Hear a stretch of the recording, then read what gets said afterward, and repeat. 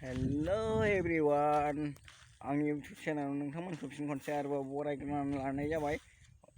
आं मोननैसो नोंथांमोननि सिगाङाव बाथ्रा बुंनो नागिरदों आरोना। नैबे बाथ्रायानो जाहैबाय जोंनि बर' समाजाव ओरैबायदि दुंहाव थासारि सोमजिगासिनो दङ आरोना दा बर्थमान ओरैजाय मैया दाख्लै ओरैनो मा नङा गाराना ओरैनो सिखाव होनानै पुलिसा गावथारदों आरो बेराफारसेथिं मा इलेक्सननि होनबाथ' जों मिथिखायो जोंनि बर' हारिखौल'सो आरोना इलेक्सन खालामग्राया, गुबुन हारिफोरखौ खालामा आरो मा जोंनि बर' हारिखौ बयबो मा नासयखायो मुगैखायो आरोना। नोंथांमोना मा भिडिअखौ मोजां नायलां आरोना।